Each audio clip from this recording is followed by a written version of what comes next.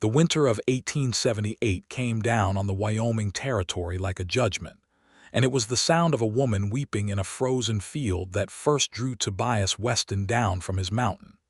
He had not meant to come so close to the homestead that morning.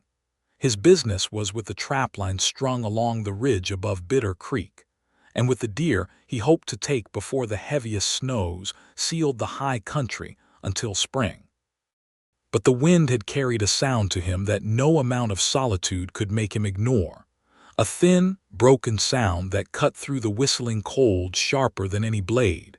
And when he crested the last rise above the small cabin and its half-built barn, he saw her.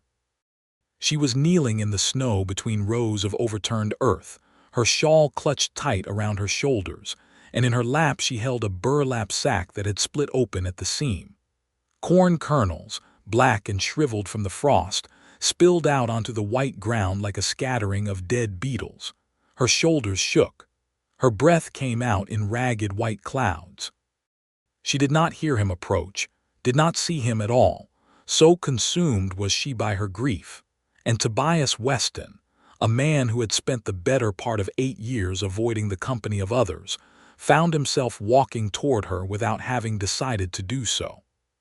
He was a big man, broad through the chest and shoulders in the way of someone who split his own wood and hauled his own water and had done so since he was young, and his hair had grown long and dark past his collar because there had been no reason to cut it, no one to see him but the elk and the ravens and the occasional trapper passing through. His beard was close-cropped, at least, a habit he had kept from some old vanity he could not quite explain even to himself. He wore a coat of buffalo hide that had kept him alive through 4 winters worse than this one, and his boots left deep prints in the snow as he came around the fence line toward the sound of her crying. "Ma'am," he said, and his voice, unused to speaking, came out rougher than he intended. The woman's head snapped up, and he saw her face for the first time, wind-chapped and streaked with tears that had begun to freeze at the edges of her lashes. She could not have been more than 24 or 25, with hair the color of autumn wheat escaping from beneath a woolen cap, and eyes the gray-blue of a winter sky just before snow. She was frightened. He could see that plainly, a woman alone on a homestead with a stranger twice her size looming up out of the white distance, and he stopped where he was, some 15 feet off, and raised both his hands to show her they were empty. "Didn't mean to startle you," he said. "Heard you from up on the ridge, thought something might be wrong." She stared at him for a long moment, and he watched her weigh the danger of him against whatever desperation had brought her out into a field to weep over spoiled seed. Whatever calculation she made, it must have come down in his favor, or perhaps she simply had no strength left to be afraid, because her shoulders sagged and the tears started fresh, and she looked down at the ruined corn in her lap as though it were the corpse of something she had loved. "It's frozen," she said, and her voice cracked on the word. "All of it. The whole crop for spring, it's frozen through. I stored it wrong. I did not know. No one told me how cold it would get out here, and now I have nothing to plant when the thaw comes, and I have no money left to buy more, and I do not know what I am going to do." Tobias Weston had built a life on solitude because solitude asked nothing of him that he could not give, but something in the way this woman spoke, the plain honesty of her despair, reached into him and found a place he had thought long closed over. He looked at the split sack, the ruined kernels, and then at her hands, red and cracked from the cold, working without gloves because gloves cost money she evidently did not have to spare. "How long you been out here?" he asked. "Since October," she said. "My husband and I filed the claim in September. He passed in November. Consumption, the doctor in town said, though there was no doctor near enough to do him any good when it mattered. I have been alone since." She said it flatly, the way a person speaks of a wound so deep that the telling of it has become its own kind of numbness. Tobias felt something twist in his chest, an old ache he recognized, because he too had buried people he loved in ground too frozen to dig proper graves, and he too had learned what it was to go on living in a house that had once held more than one heartbeat. "Name's Tobias Weston," he said. "I've got a cabin up on the ridge, maybe 4 miles from here. Been there going on 8 years. Abigail Crawford," she said, and made no move to rise from the snow. "You're going to catch your death kneeling there, Mrs. Crawford," he said, and stepped closer, close enough now that she could see the lines of his face, weathered but not unkind, and the careful way he held himself, like a man accustomed to being larger than the spaces he moved through and mindful of it. "It does not much matter," she said, and there was no self-pity in it, only exhaustion. "Without seed, I have no crop. Without a crop, I have no way to prove up on this claim by autumn. The land office will take it back, and I will have given 2 years of my life and buried my husband in ground that was never truly mine at all." Tobias looked past her to the little cabin, sturdy enough for a first winter but showing the marks of hasty construction, chinks in need of packing, a roof that would want a second layer of sod before the heaviest snows came. He looked at the barn, half-finished, its frame standing skeletal against the gray sky. He looked finally back at the seed spilled across her lap and made a decision that would change the shape of the rest of his life, though he did not know it yet. "I've got seed," he said, "corn and beans and squash both. Kept dry and proper in my storehouse since last harvest. More than I'll ever plant myself, if I'm being honest, since I've only got the one garden plot and no wife to help me tend a bigger one." Abigail looked up at him with an expression he would remember for years afterward, disbelief warring with a hope she seemed almost afraid to let herself feel. "I could not ask that of you," she said. "I have no money to pay for it, Mr. Weston. Not this year, and I do not know about next." "Didn't ask you for money," Tobias said. "Man's got seed rotting in a storehouse while a woman freezes crying over spoiled corn, and he's got no use for that seed himself. There's only one decent thing to do about it." He held out his hand to help her up from the snow, and after a moment's hesitation, she took it, and he felt how cold her fingers were even through his glove, how thin she had become in the 2 months since her husband's death, surviving on whatever meager stores she had managed to put by. He pulled her up gently, careful of his own strength, and she stood before him barely reaching his shoulder, swaying slightly with the cold and the grief, and what he suspected was hunger besides. "When did you last eat a proper meal, Mrs. Crawford?" he asked. She did not answer right away, and that silence told him more than words could have. "Come on," he said. "Get what you need from the house. You're not staying out here another night with nothing but frostbitten corn to your name. I'll take you up to my place, get some hot food in you, and tomorrow, when the weather breaks, we'll see about getting you proper seed before the ground thaws." "I do not know you, Mr. Weston," she said, though there was no real protest in it, only a kind of wondering caution. "No," he agreed, "but you know the alternative, and I expect it's colder than my company." For the first time since he had come upon her, something like a smile touched the corner of her mouth, small and fragile, but real. The cabin Abigail had shared with her late husband, Elias Crawford, was smaller than Tobias's own, and colder inside despite the fire she had banked before going out to check her seed stores.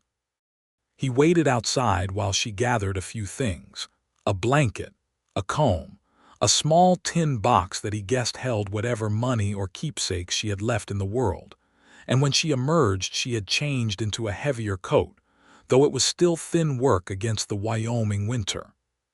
The walk to his cabin took the better part of an hour through snow that came up past her knees in places, and twice he had to take her arm to steady her when the ground gave way beneath drifts. She did not complain, though he could see the effort it cost her, and when at last his cabin came into view, tucked against the mountainside with smoke curling from its stone chimney, she stopped and stared at it as though it were some vision conjured out of her exhaustion. "You built this yourself?" she asked. "Most of it," he said. "Had help raising the main beams from a couple of trappers passing through one summer, but the rest is mine."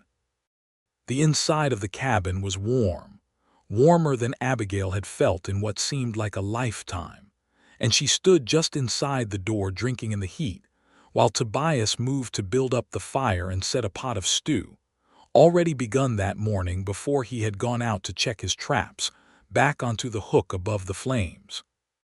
The cabin was larger than her own, one great room with a loft above for sleeping, and shelves along one wall crowded with jars of preserved vegetables, strings of dried meat hanging from the rafters, and in the corner, a locked door that she would later learn led to his storehouse, the place where he kept the seed that would change the course of her life.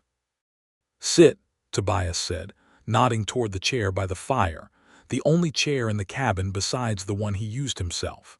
"You look about ready to fall down." She sat gratefully and watched him move about his small domain with an ease that spoke of long practice, and she found herself studying him in a way she had not allowed herself to do out in the snow. He was, she thought, one of the largest men she had ever seen, his shoulders straining the seams of his flannel shirt, his forearms thick with muscle earned through years of hard labor, and yet there was nothing threatening in the way he moved.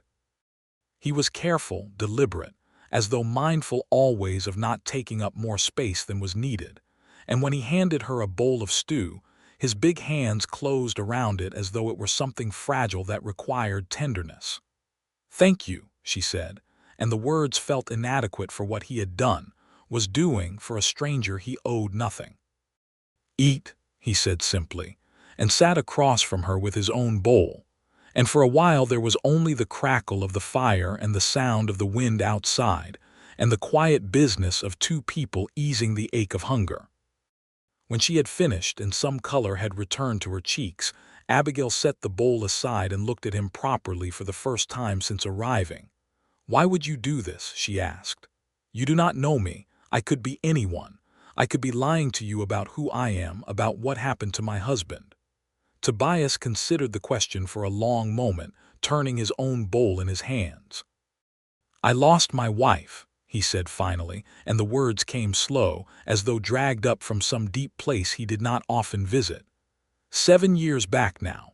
Her and our boy both in the same winter you're sitting through now, only it was further north, up near the Montana border.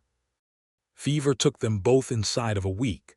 I was out checking traplines when it happened, came home to find them already gone." Abigail's hand rose to her mouth and her eyes filled again, though this time the tears were not for herself. "I am so sorry," she said. "Been alone since," Tobias said. "Built this cabin the year after, moved further south where the winters weren't quite so vicious, though you'd not know it to look at this one. I kept telling myself I did fine on my own, didn't need anybody. But I saw you out there crying over that corn, and I thought about how it might have gone different if someone had come along when I needed it, and I hadn't been too proud or too broken to let them help." He looked up at her then, and there was something raw in his gaze, something that told her the wound he spoke of had never fully closed, not in 7 years, not in all the solitude he had built up around himself like another kind of shelter.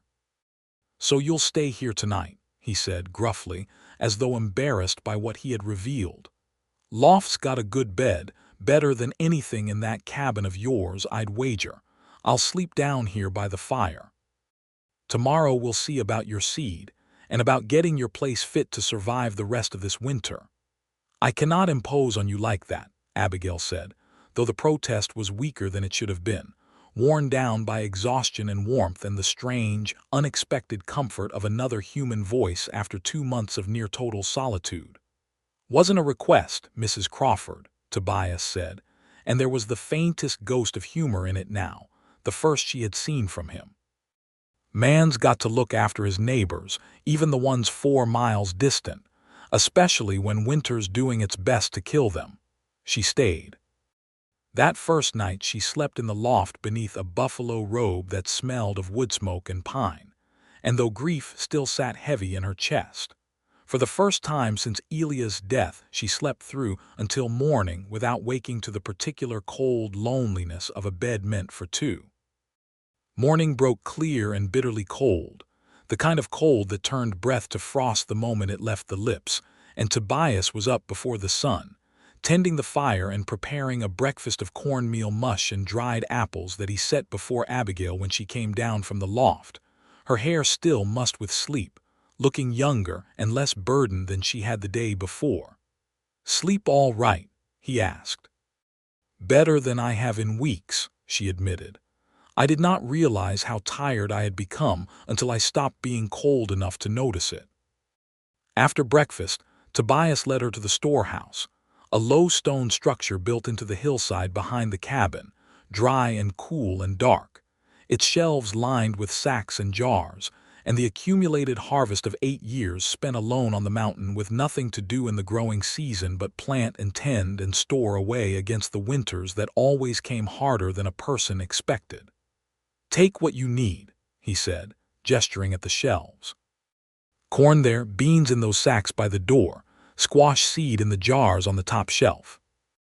I've got more than I could ever plant myself. Abigail stood in the doorway and looked at the bounty before her, and something in her chest, some tight and frightened thing that had been coiled there since Elia's death, began at last to loosen. I do not know how I will ever repay you for this, she said. You'll repay me by putting in a good crop come spring, Tobias said, and maybe by not crying alone in fields where a man might not always be near enough to hear you. She laughed then, a small, surprised sound, the first laugh to escape her in months, and Tobias found himself smiling in response, an expression that felt unfamiliar on his own face, like a muscle long unused finally remembering its purpose.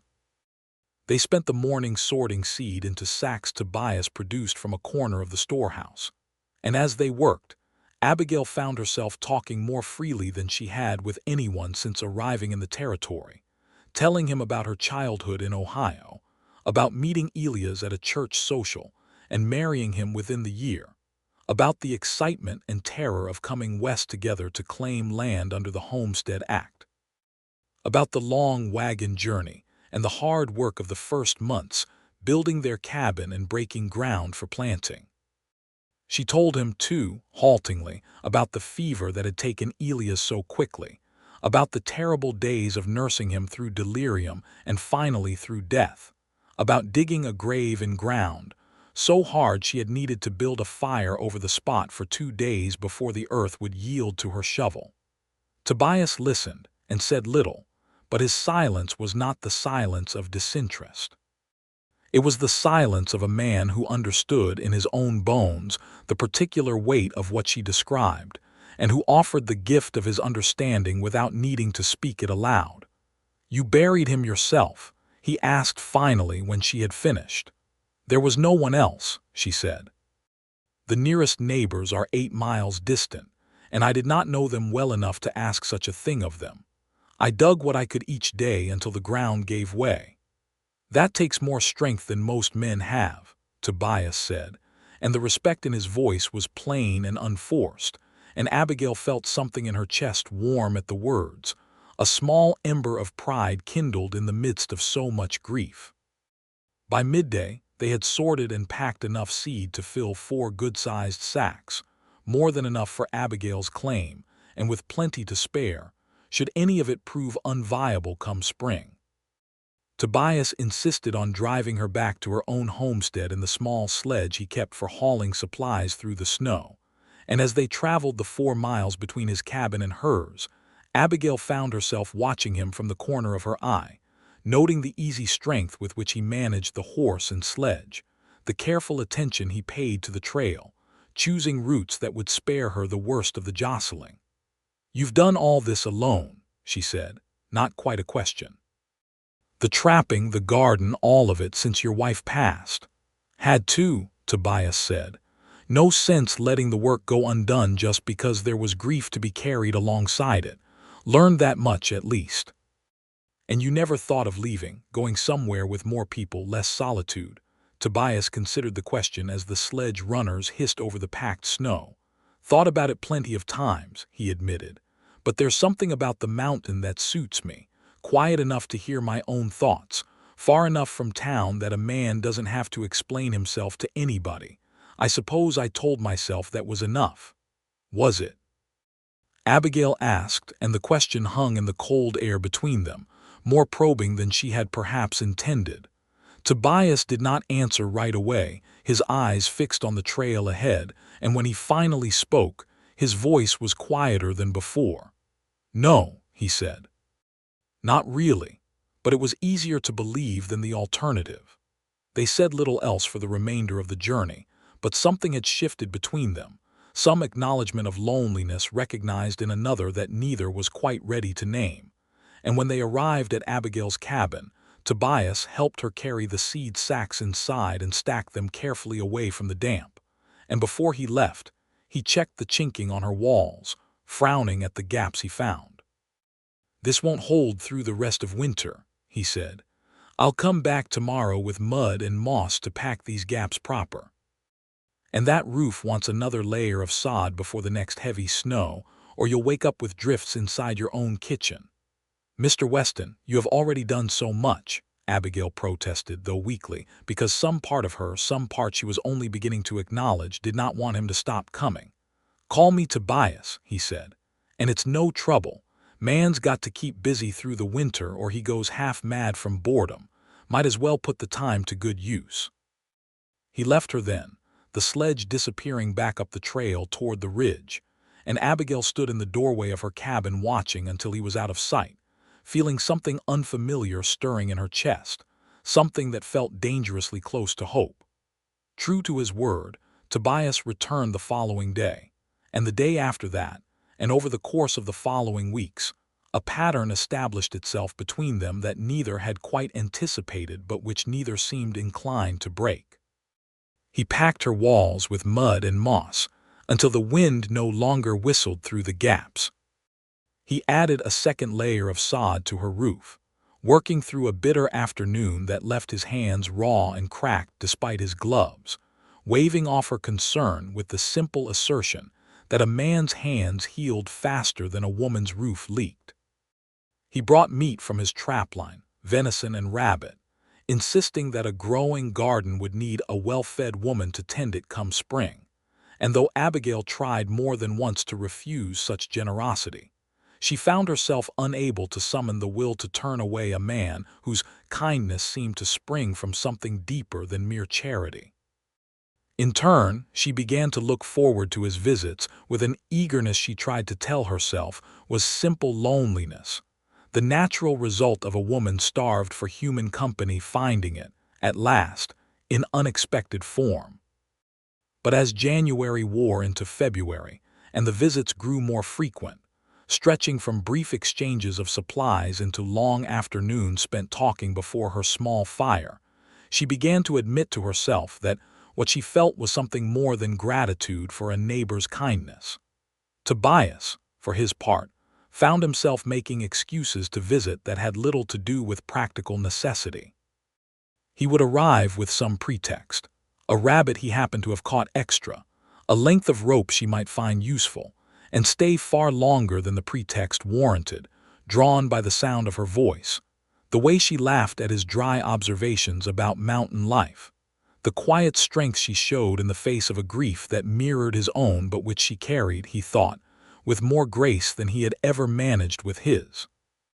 One evening in mid-February, as a storm howled outside and Tobias had stayed later than usual rather than risk the trail home in worsening weather, they sat together before her fire, and the conversation turned, as it sometimes did, to the futures they had each imagined before loss had rewritten their plans. "Elias and I talked of children," Abigail said softly, staring into the flames. "We thought we might have 3 or 4, enough to fill the cabin with noise and laughter. It seems foolish now, planning a family before we had even proven up on the land, but we were so certain everything would work out as we imagined." "Nothing foolish about wanting a family," Tobias said. "My wife and I had our boy and we'd talked of more before she passed. Seemed like the natural thing, building a life meant building it with children in it." "Do you still want that?" Abigail asked, and then, seeming to realize how forward the question sounded, added quickly, "I only mean you speak of it as though it belongs to the past, something you once wanted but no longer allow yourself to hope for." Tobias was quiet for a long moment, watching the fire, and Abigail wondered if she had overstepped some boundary neither of them had quite defined. "I stopped letting myself hope for a lot of things," he said finally. "Easier that way. Hope's a dangerous thing for a man alone on a mountain." gives him ideas about futures that might never come, and then the disappointment near kills him when they don't. And now, Abigail asked, her voice barely above a whisper. Tobias turned to look at her then, and in the firelight his eyes held an expression she had not seen from him before, something searching and uncertain, and beneath it all, achingly hopeful despite his own claims to the contrary. "Now I'm not so sure," he said. "Seems like some things are worth the risk of hoping for again." Neither of them spoke further on the matter that night, but something had shifted irrevocably between them, an acknowledgment made and received without need for further words. And when Tobias finally rose to check on the storm's progress before deciding whether to risk the trail home, Abigail found herself wishing, for the first time since Elia's death, that a man might choose to stay rather than leave. The storm proved too fierce for travel, and Tobias spent that night on a pallet by her fire, and though nothing improper passed between them, the simple fact of his presence in her small cabin through the long hours of darkness marked a turning point that both of them recognized, even if neither yet possessed the courage to speak of it directly. March came, and with it the first hints of thaw, mud replacing snow along the trails, and the days growing perceptibly longer.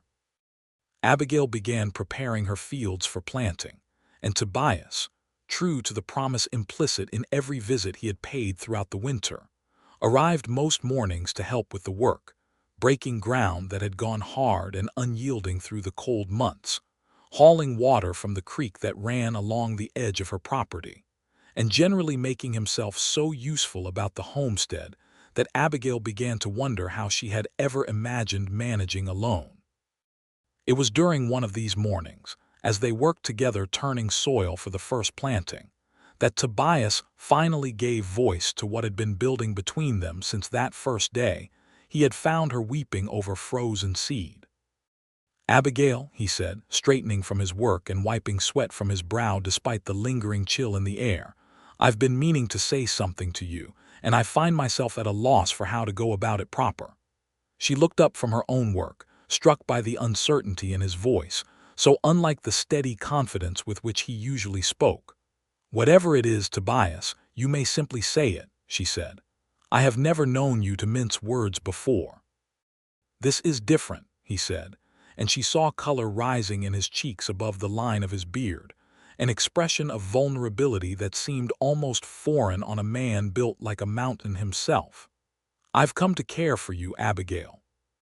More than a neighbor ought, more than I expected to care for anyone again after losing my wife. I find myself thinking of you at all hours, planning excuses to visit that have nothing to do with practical necessity, and I no longer wish to pretend otherwise." Abigail set down the hoe she had been using, her heart hammering in a way that had nothing to do with the physical labor of the morning. "Tobias," she began, but found herself uncertain how to continue, the weight of her own feelings suddenly pressing against her chest with a force that left her briefly speechless. "I know it's soon," Tobias continued, misreading her hesitation for reluctance. "I know you buried your husband not 5 months past, and I've no right to speak of such things when your grief is still so fresh, but I could not go on pretending these feelings were simple neighborliness, not when they've grown into something far deeper than that."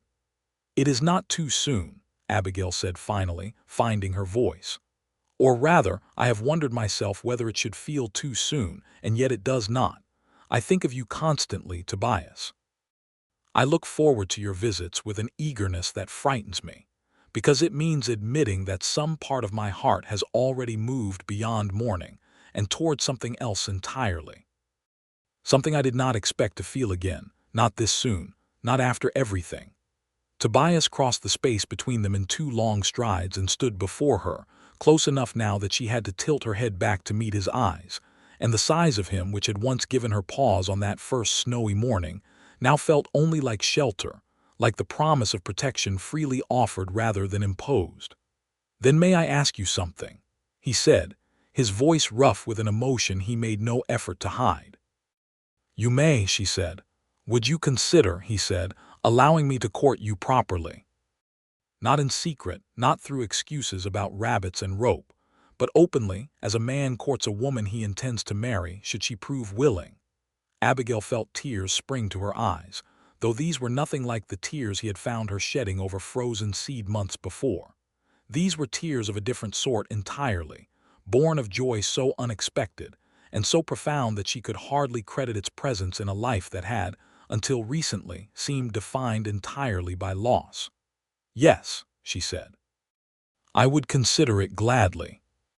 Tobias's face broke into a smile then, wide and unguarded, transforming his features in a way that made Abigail's breath catch, and without further hesitation, he raised one large hand to cup her cheek, his palm rough with callus but his touch gentle beyond anything she might have expected from a man of his size and strength.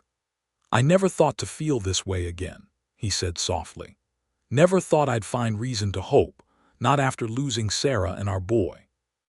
But you've given me that reason, Abigail Crawford, and I intend to spend whatever years I have left proving myself worthy of it." "You have already proven it," she said. "Every day since you found me crying in that field, you have proven it." He kissed her then, softly, tentatively, as though afraid she might prove some fragile dream liable to shatter under too much pressure, and Abigail rose to meet him, her hands finding purchase against the solid strength of his chest, and for the first time since Elia's death, she felt something other than grief take root in her heart, something warm and growing and full of promise for a future she had not dared imagine possible. The courtship that followed was conducted with a mixture of propriety and passion that surprised them both. Tobias began visiting not merely to assist with practical labor, but simply for the pleasure of her company, bringing small gifts gathered from the mountain, a particularly fine set of antlers he thought might serve as hooks by her door, wildflowers pressed between the pages of an old almanac when the spring thaw finally brought color back to the hillsides, a hand-carved comb he had spent long winter evenings shaping from a piece of aspen wood, its teeth smooth and even, its handle decorated with a simple carving of a mountain peak. "You made this?" Abigail asked, turning the comb over in her hands, marveling at the careful work evident in every line. "Had plenty of time on my hands through the winters," Tobias said, somewhat sheepishly. "Man needs something to occupy his mind when the snow keeps him housebound for days at a stretch." "It is beautiful," she said, and used it that very evening, running it through her hair before the fire while Tobias watched with an expression of such open tenderness that Abigail found herself blushing under his gaze. Word of their courtship spread, as such things inevitably did in a territory where neighbors were few, but news traveled fast regardless of distance. The nearest town, a small settlement called Willow Creek some 12 miles from Abigail's homestead, buzzed with talk of the mountain man who had come down from his solitary cabin to court the young widow Crawford, and opinions ran the full range from approval to scandal, though most who knew Tobias by reputation, even if not by close acquaintance, spoke well of him as a man of quiet integrity who kept to himself, but never turned away a neighbor in genuine need. It was in Willow Creek, during one of their trips into town for supplies in early April, that Abigail first encountered the disapproval of Mrs. Henrietta Sullivan, wife of the town's banker, a woman whose opinions on propriety were as firmly held as they were frequently voiced. A widow not even 6 months in her mourning, Mrs. Sullivan sniffed, loud enough for half the general store to hear, as Abigail and Tobias stood examining a selection of garden implements. "Taking up with a mountain man of all things, a man who lives half wild up on that ridge with no proper Christian community to speak of. It is simply not decent." Tobias's jaw tightened, and Abigail saw the color rise in his cheeks, though whether from anger or embarrassment she could not immediately tell. Before he could respond, however, Abigail found her own voice, steadier and firmer than she might have expected. "Mrs. Sullivan," she said, turning to face the older woman directly, "my husband died of consumption in November, leaving me alone on a homestead I could not have hoped to maintain through winter without help. Mr. Weston provided that help, at no small cost to his own time and resources, expecting nothing in return but the simple decency of neighborly gratitude." That such assistance has grown into something deeper is, I think, no business of anyone's but our own, and I would ask that you keep your opinions on my personal affairs to yourself henceforth." The store fell silent, and Mrs. Sullivan's mouth opened and closed several times without producing sound, clearly unaccustomed to such direct rebuttal from a woman she had expected to cow into embarrassed silence. Finally, with a sniff of wounded dignity, she gathered her purchases and departed, leaving Abigail flushed but triumphant, and Tobias regarding her with an expression of undisguised admiration. "Remind me never to cross you, Abigail Crawford," he said, once they were alone again amid the shelves of the general store. "You would do well to remember it," she said, though a smile tugged at her lips despite her attempt at severity. "I've never seen anyone put Henrietta Sullivan in her place quite so thoroughly," said the storekeeper, a genial man named Walter Higgins who had watched the exchange with poorly concealed amusement. "Might be the whole town owes you a debt of gratitude, Mrs. Crawford. That woman's tongue has needed checking for years." The incident, rather than souring their trip to town, seemed instead to cement something between them, a shared understanding that they would face whatever judgment the world offered together. And by the time they made the journey back to their respective homesteads that evening, Tobias had already begun speaking, tentatively at first and then with growing confidence, of a future that included marriage, of combining their two properties into one larger holding, of children who might grow up knowing both the mountain's solitude and the homestead's industrious purpose. Spring progressed, and with it, Abigail's garden began to show the first green shoots of the seed Tobias had shared with her that terrible winter morning, corn and beans and squash pushing up through the thawed earth in neat, hopeful rows. She tended them with a devotion born of understanding just how precarious their survival had once seemed. And Tobias, true to the promise of his courtship, remained near at hand throughout, splitting his time between his own trapline duties and the increasing demands of Abigail's homestead, until the line between where his responsibilities ended and hers began grew increasingly difficult to discern. It was in late April, beneath a sky finally free of winter's gray weight and filled instead with the soft blue of early spring, that Tobias asked Abigail to marry him properly, kneeling in the very field where he had first found her weeping over frozen seed, now green and growing with the promise of harvest to come. "I know this ground holds hard memories for you," he said, taking both her hands in his. "But I thought it fitting somehow to ask you here, where everything between us began. Abigail Crawford, I love you more than I ever thought I would allow myself to love again. I want to build a life with you, a real life, not just borrowed seasons of grief shared side by side, but something lasting, something joyful. Will you marry me?" Abigail felt tears streaming down her face, but these were happy tears, tears of a joy so complete it left no room for the sorrow that had once seemed permanent fixture of her existence. "Yes," she said, pulling him up from his knees to kiss him soundly. "Yes, 1,000 times yes, Tobias Weston. I love you too, more than I have words to properly express." They were married 3 weeks later, in a small ceremony held in Willow Creek's modest church, attended by the handful of neighbors and townsfolk who had come to respect the quiet mountain man and the resilient widow he had chosen to love. Even Mrs. Sullivan attended, though her congratulations were offered with considerably less warmth than the rest of the gathering's enthusiasm, and Walter Higgins from the general store provided, as a wedding gift, a fine set of iron cooking pots that Abigail declared would serve her well for the family she and Tobias hoped to raise together. The ceremony itself was simple, conducted by a circuit preacher who happened to be passing through Willow Creek that particular week, but the vows exchanged carried weight far beyond their brevity.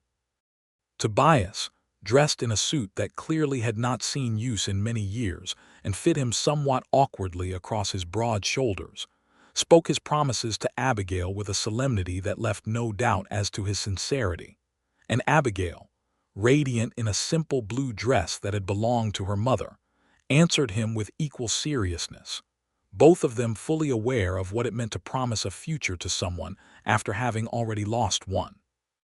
Following the ceremony, they returned not to Abigail's original homestead, but to Tobias's cabin on the ridge, which had, over the preceding weeks, been expanded and improved in preparation for its new mistress.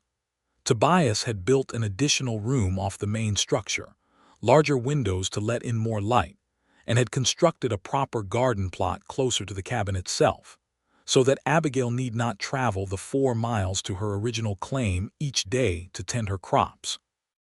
They had decided, after much discussion, to maintain both properties for the time being, working Abigail's original homestead as farmland while making their primary residence at Tobias's cabin, closer to his trapline and better situated against the worst of the mountain winters.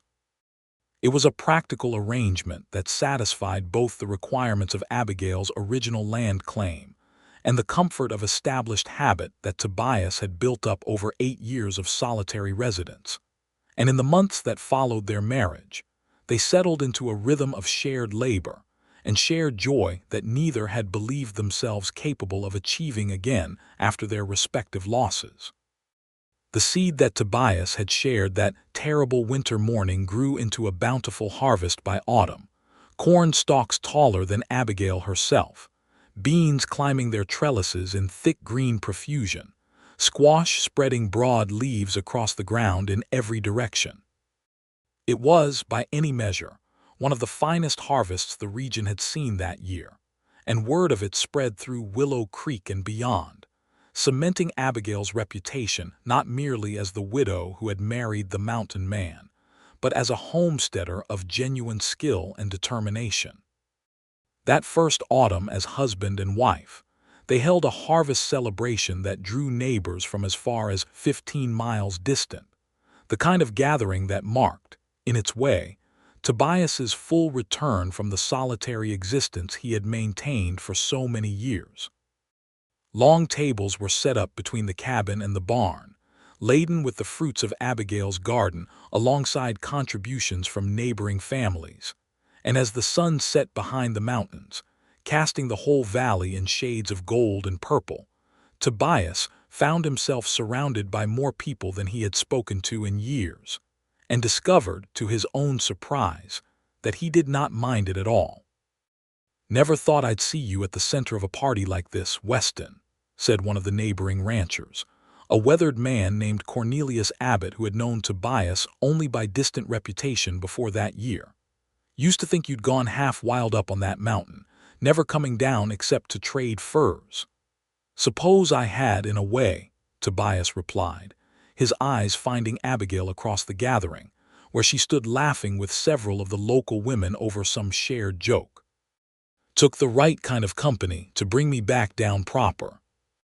As the celebration continued into evening, with fiddle music striking up and neighbors dancing on the packed earth beneath lantern light, Tobias found a quiet moment to pull Abigail aside, away from the noise and activity, to a small rise overlooking the valley where they could see the lights of the gathering below and the vast spread of stars emerging above. "I want to thank you," he said, wrapping his arms around her from behind as they looked out over the celebration. "For what?" Abigail asked, leaning back into his solid warmth. "For bringing me back to life," he said. "I spent 7 years telling myself I was content with solitude, that the mountain was enough, that I needed nothing more than my traps and my garden and my own company. But watching you tonight, seeing you build something real here, something that draws neighbors and laughter and life itself back into a place that had grown so quiet and empty, I realize now how much I had let myself simply exist rather than truly live." Abigail turned in his arms to face him, her expression soft with love and understanding. "You gave me the seed that saved my homestead," she said, "but you gave me far more than that, Tobias. You gave me reason to hope again, when I had convinced myself hope was a luxury I could no longer afford. I think, in truth, we saved each other." He kissed her then, beneath the emerging stars, with the sound of fiddle music and laughter drifting up from the celebration below. And in that kiss was contained all the grief they had each carried, transformed now into something far more powerful than sorrow alone, a love built not despite their losses, but somehow through and beyond them, stronger for having weathered such depths of pain before finding its way to joy.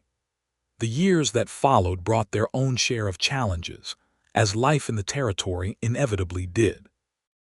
There were dry summers when the crops struggled despite their best efforts, and harsh winters that tested even Tobias's considerable experience with mountain survival. There was a scare in their second year of marriage when a band of cattle rustlers passed through the region, causing considerable anxiety among the scattered homesteads until local ranchers, Tobias among them, organized to drive the troublemakers from the territory entirely. There was the slow, sometimes difficult process of combining two households and two ways of living into a single shared existence, learning each other's habits and preferences, negotiating the small compromises that any marriage required. But there was also profound joy, joy that grew and multiplied as the years progressed. In their second year of marriage, Abigail gave birth to their first child, a son they named Elijah, in honor of both her late husband Elia's and Tobias's own father, a compromise that felt fitting to them both, acknowledging the losses that had shaped their respective pasts while looking forward to a future built together. Tobias proved himself as devoted a father as he had been a husband, his considerable strength employed now in the gentle work of rocking a crying infant to sleep, his large hands, capable of felling trees and wrestling stubborn livestock, learning the delicate art of holding a newborn with the tenderness such small life required. "Never thought these hands were made for something so gentle," he said one evening, watching his son's tiny fingers curl around his own thumb. "Your hands have always been gentle," Abigail said, watching the two of them from where she rested in bed, still recovering from the birth. "You simply needed something worth being gentle for." 2 years after Elijah's birth, they welcomed a daughter, whom they named Rose, in honor of the wild roses that grew along the mountain trails Tobias had once walked in solitude and now walked with his growing family in tow. And 3 years after that, another son joined their family, whom they named Samuel, completing what Tobias and Abigail had both come to consider a perfect, if unexpectedly full, household. The homestead itself had grown considerably over those years as well. What had begun as two separate claims, one struggling widow's plot and one solitary mountain man's cabin, had transformed into a substantial and prosperous farm. The combined acreage worked with a diligence and skill that drew admiration from across the territory. Tobias had gradually reduced his trapping work, finding greater satisfaction in the agricultural pursuits he shared with Abigail, though he never fully abandoned the mountain skills that had sustained him through his years of solitude. And it was not uncommon for the family to enjoy venison or wild game that Tobias had taken during hunting expeditions. He now conducted as much for the pleasure of the activity as for practical necessity. The storehouse that had once held the seed Tobias shared so freely with Abigail on that fateful winter morning remained a central feature of their homestead, though it had been expanded considerably over the years to accommodate the growing needs of their farm and family. And it became something of a family tradition, as the children grew old enough to understand the story, for Tobias and Abigail to tell them, on winter evenings before the fire, the tale of how their parents had first met, of frozen seed and a mountain man's unexpected kindness, of grief transformed slowly into love through the simple, profound act of one person choosing to help another expecting nothing in return. "Papa found Mama crying in the snow," young Rose would recite, having heard the story so many times she could tell it herself, "and he gave her all his seeds, every single one, because he did not want her to be sad anymore." "That's right," Tobias would confirm, pulling his daughter into his lap as the fire crackled before them. "Though I'll tell you, it was your mother who truly saved me, not the other way around. I was the one crying inside, even if I never let anyone see it, and she gave me back my life just as surely as I gave her that seed." Abigail, listening to these retellings from her place at the hearth, never failed to feel her heart swell with the same love that had first bloomed in that frozen field so many years before, love that had grown and deepened with each passing season, weathering the ordinary trials of marriage and parenthood to emerge stronger, more certain, more profound than she could have imagined possible on that terrible morning when she had knelt weeping over spoiled corn, believing her hopes for the future entirely destroyed. In their 10th year of marriage, they made a trip into Willow Creek that neither would soon forget, for it was on this occasion that they encountered Mrs. Henrietta Sullivan once more, considerably aged now and softened by the passage of time, who approached them in the general store with an expression that suggested some long-held opinion had finally been revised. "Mrs. Weston," she said, using Abigail's married name with what seemed genuine respect rather than the grudging tolerance of years past, "I find I must offer you my apologies. I spoke unkindly of your courtship with Mr. Weston those years ago, judging propriety without understanding the true circumstances of your situation or the character of the man you had chosen. Watching your family these years, the prosperity and evident happiness you have built together, I recognize now how mistaken I was in my initial judgment." Abigail, surprised by this unexpected apology, found herself moved by the older woman's evident sincerity. "Thank you, Mrs. Sullivan," she said, "though I confess I bear you no ill will for those old words. We were both, perhaps, seeing the situation through different lenses, shaped by our different experiences and expectations. I am simply grateful that time has allowed you to see the truth of what Tobias and I built together. Your children are a credit to you both, Mrs. Sullivan continued, glancing toward where Elijah, now a sturdy boy of 8, helped his father load supplies into their wagon, while Rose and Samuel played nearby under the watchful eye of an older cousin who had come to help with the farm work. "Well-mannered, clearly loved, growing up strong on that mountain of yours. I confess I did not expect such an outcome, given the unconventional nature of your beginning together." "Love does not always follow convention," Abigail said, watching her family with the particular pride and contentment that came from knowing one had built something lasting and good against considerable odds. "Sometimes it simply follows need and honesty and the willingness to help another person without expectation of return.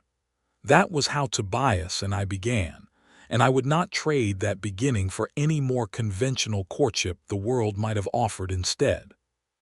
As they drove home that afternoon, the wagon laden with supplies, and their 3 children chattering happily in the back about the sweets Mr. Higgins had given them at the general store, Tobias reached over to take Abigail's hand, a gesture as natural now as breathing after a decade of marriage. "Mrs. Sullivan finally came around, then," he observed, having overheard enough of the exchange to understand its significance. 10 years is a long time to hold a grudge against happiness," Abigail said, smiling, "though I suppose some lessons take longer to learn than others." "Some things are worth the wait," Tobias said, echoing sentiments he had expressed many times over the years, though the truth of them never seemed to diminish with repetition. They arrived home as the sun began its descent behind the mountains, painting the sky in brilliant shades of orange and purple that reminded Abigail of that first harvest celebration so many years before, when she had stood on the same ridge and recognized, for the first time, the true depth of what she felt for the man who had saved her from despair with nothing more than shared seed and an open heart. The homestead itself had grown into something remarkable over the years, a testament to their combined labor and love. The original cabin had been expanded twice more since Elijah's birth, accommodating their growing family with additional rooms and a larger kitchen where Abigail now taught her children, particularly young Rose, the skills of cooking and preserving that had once been essential to her own survival during that first desperate winter. The garden plots, once tended by Abigail alone with seed given freely by a stranger, now stretched across several acres, worked by the whole family together, children included, as soon as they were old enough to understand the value of the harvest they helped produce. Tobias's storehouse, too, had grown, no longer simply the modest stone structure that had housed his solitary supplies during his years of isolation, but now a proper barn complex that stored not only seed but the accumulated tools, preserved foods, and equipment necessary for running a farm of their now considerable size. And it remained, even after all these years, a place of particular significance to both of them, the physical reminder of how their love had begun, born from an act of simple generosity that had transformed both their lives beyond anything either could have imagined on that frozen winter morning. As autumn deepened that year, bringing the usual flurry of harvest activity and preparation for the winter ahead, Tobias found himself standing once more in that original field where he had first found Abigail weeping over spoiled corn, now grown into a mature man of considerable years himself, his hair showing the first streaks of gray though his strength remained undiminished by time. He watched his children working alongside their mother, gathering the last of the season's squash before the first frost could threaten the harvest, and felt a contentment so profound it nearly overwhelmed him. Abigail, noticing his stillness, left the children to their work and came to stand beside him, following his gaze across the field that held such significance for them both. "You are thinking of that first day," she said, not quite a question, for she had come to know him well enough over the years to read such moods without need for extensive explanation. "I am," he confirmed. "Thinking of how close I came to simply continuing past on my way to check my traplines, how easily I might have missed hearing you at all, if the wind had been blowing a different direction, or if I had left my cabin even an hour later than I did." "But you did not miss it," Abigail said, leaning against his solid chest as his arm came around her shoulders. "You heard me, and you came, and everything that followed grew from that single choice to walk toward a stranger's grief rather than continue on your own solitary path." "Best choice I ever made," Tobias said, pressing a kiss to the top of her head, his beard now flecked with the same gray that touched his hair, though his eyes held the same warmth and devotion they had shown from nearly the first moment he had looked upon her all those years before. "Better than choosing to marry me?" Abigail asked, a teasing note entering her voice. "That was the same choice in the end," Tobias said. "Choosing to help you was choosing to love you, even before I understood what I was choosing. I simply needed time to catch up to what my heart already knew." They stood together in that field a while longer, watching their children work, listening to Rose's laughter as she chased a rabbit from the garden rows, watching Elijah, growing tall and capable, direct his younger brother Samuel in the proper way to bundle harvested squash for storage.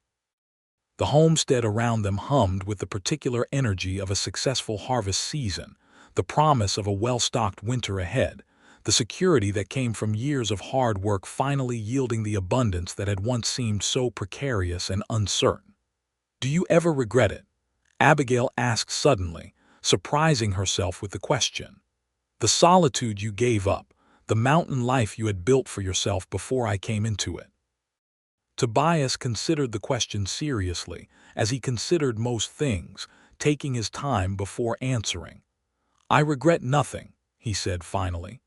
"The solitude served its purpose once when I needed it to survive my grief over Sarah and our boy. But it was never meant to be permanent, I think, not truly.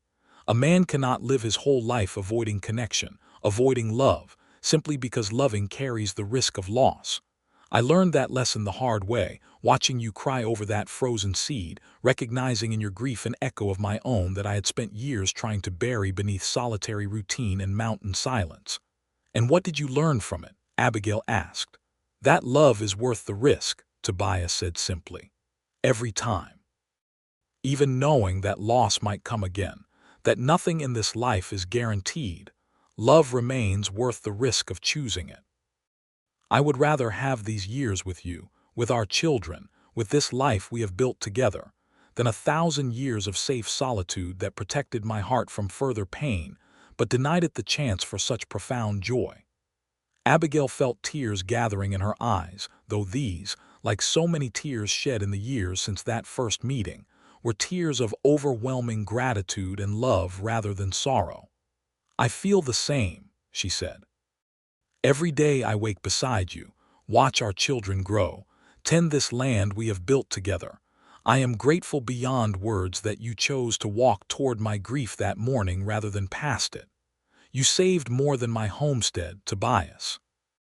You saved my capacity to hope, to love, to believe that life held more joy ahead than the sorrow I had already endured." That evening, as the family gathered for supper in the expanded kitchen of their mountain home, surrounded by the abundance of a successful harvest and the particular warmth that came from a house full of love and laughter, Tobias looked around the table at his wife, his 3 children, and felt the full weight of how far his life had traveled from the solitary existence he had maintained for 8 long years before Abigail's tears had called him down from his mountain isolation.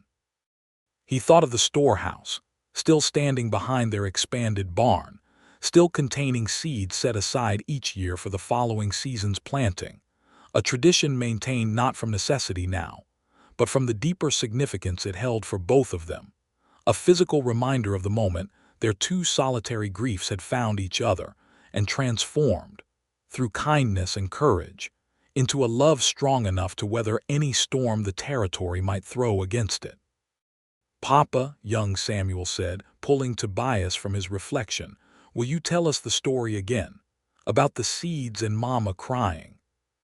Tobias looked at Abigail, who smiled and nodded her encouragement, and settled back in his chair to begin the familiar tale that had become, over the years, as much a part of their family's foundation as the homestead itself.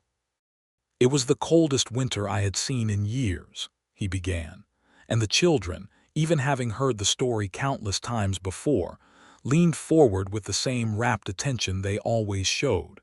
"And I was walking the ridge above Bitter Creek, checking my traplines, when I heard the strangest sound carried on the wind, a sound of such sorrow that I could not simply continue on my way.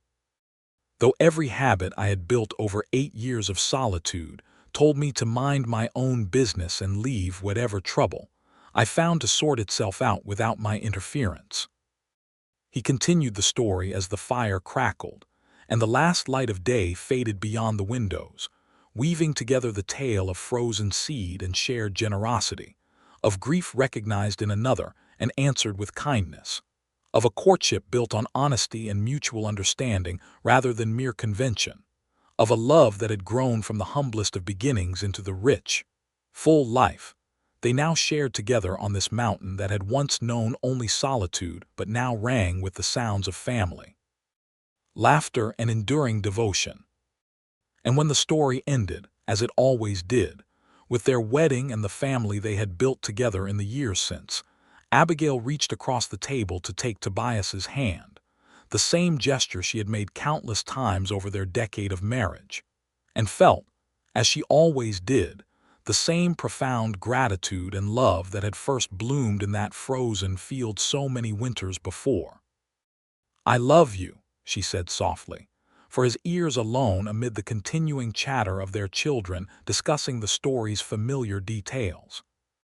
"I love you too," Tobias replied, his voice carrying the same rough tenderness it had held that first morning he found her weeping, transformed now by years of shared joy into something even deeper, even more certain than the uncertain hope that had first drawn him toward her grief. Outside, the mountain stood silent beneath the emerging stars, keeper of secrets both sorrowful and joyful, witness to a love story that had begun with frozen seed and a stranger's unexpected kindness, and had grown, through the passing years, into a legacy that would carry forward through their children, and in time, their children's children, a testament to the enduring truth that even in the harshest circumstances, even amid the deepest grief, love could find a way to take root and flourish. given only the courage to plant it and the patience to tend its growth through whatever storms might come.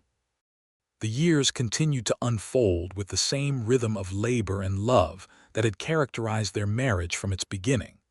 Elijah grew into a capable young man who showed particular skill with the livestock they had gradually added to their holdings, while Rose developed her mother's talent for the garden, spending long hours learning which plants thrived in the mountain soil and which required more careful cultivation. Samuel, the youngest, took after his father in temperament, quiet and observant, preferring the solitude of long walks along the ridge trails to the more social pursuits his siblings enjoyed, though he never lacked for the warmth and connection that both his parents had worked so hard to build into their family's foundation. When Elijah turned 18, he began courting a young woman from a neighboring homestead, a courtship that reminded both Tobias and Abigail of their own beginning, though thankfully lacking the tragic circumstances that had first brought them together. They watched their son navigate the same uncertainties and hopes they had once experienced themselves, offering guidance where welcomed, but mostly simply providing the example of their own enduring love as testament to what patient, honest affection might grow into given time and mutual commitment. Rose, for her part, showed no immediate interest in courtship, focused instead on expanding the garden operations that had become her particular domain, experimenting with new varieties of vegetables, and even successfully cultivating a small orchard of apple trees that Tobias had helped her plant along the southern slope of their property, where the mountain's shelter provided protection from the harshest winter winds. Samuel, still young enough to be more concerned with childhood pursuits than romantic considerations, spent his days learning the mountain skills his father had once relied upon for survival, trapping and hunting, alongside Tobias with an aptitude that suggested he might in time carry forward some portion of his father's original solitary mountain existence, though tempered now by the family connections that had transformed Tobias's own relationship with such solitude.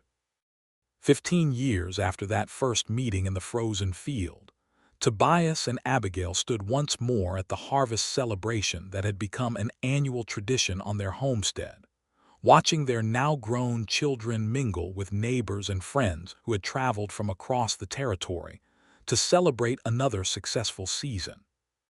Elijah, now married to his sweetheart and expecting his own first child, worked alongside his father managing the increasingly complex operations of what had grown into one of the region's most respected and prosperous farms. Rose had established herself as something of a local expert in agricultural matters, frequently consulted by other homesteaders seeking advice on crop selection and cultivation techniques. Samuel, now 16 and nearly as tall as his father, had taken to spending considerable time in the mountains, following trails Tobias had once walked alone, though he always returned home before dark, drawn back by the same familial bonds that had transformed his father's relationship with solitude so many years before. "We built something remarkable here," Abigail said, watching the celebration unfold around them, the same warm satisfaction she had felt at their very first harvest gathering now deepened by 15 years of accumulated joy and shared purpose. "We did," Tobias agreed, his arms settling comfortably around her shoulders, a gesture as natural now as breathing after so many years of marriage.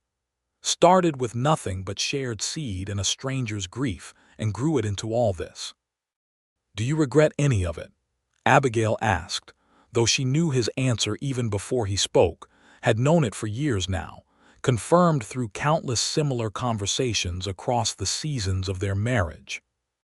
"Not for a single moment," Tobias said, pulling her closer as the sun began its descent behind the mountains that had once witnessed only his solitary existence, and now stood guard over a family, a legacy, a love story that had transformed frozen grief into flourishing joy through nothing more complicated than one person's willingness to help another, and both their willingness, in turn, to let that help grow into something far more profound than either could have imagined possible on that terrible, wonderful winter morning when Tobias Weston had first heard Abigail Crawford weeping over frozen seed, and chosen, against 8 years of careful solitude, to walk toward her sorrow rather than past it. As twilight deepened into full evening, and the fiddle music started up once more among the gathered neighbors, Tobias took Abigail's hand and led her into the dance, the same dance they had shared at their very first harvest celebration all those years before. And as they moved together beneath the emerging stars, surrounded by family and friends, by fields grown golden with successful harvest, by a mountain home that had grown from solitary cabin into thriving family legacy, both of them felt the same profound gratitude that had marked every year of their marriage since that fateful winter morning. Gratitude for grief transformed into love, for solitude transformed into family, for frozen seed that had, against all expectation, grown into a harvest of joy neither could have imagined possible before finding each other on that snow-covered field so many winters before. Their story, like the seed that had first brought them together, had taken root in the harshest of circumstances and grown, through patient tending and mutual devotion, into something that would continue flourishing for generations to come, a testament to the enduring truth that even in the wildest, most unforgiving territories, love could find fertile ground given only the courage to plant it, and the faith to nurture its growth through whatever seasons life might bring. And so it was, on that mountain in Wyoming territory, that Tobias Weston and Abigail Crawford built not merely a homestead, but a legacy of love that began with shared seed and grew, across 15 years and 3 children and countless seasons of shared labor and joy, into a story that neighbors would tell for years afterward, a story of a mountain man's unexpected kindness and a widow's unbreakable resilience, meeting in a frozen field to create something far more lasting than either could have imagined alone.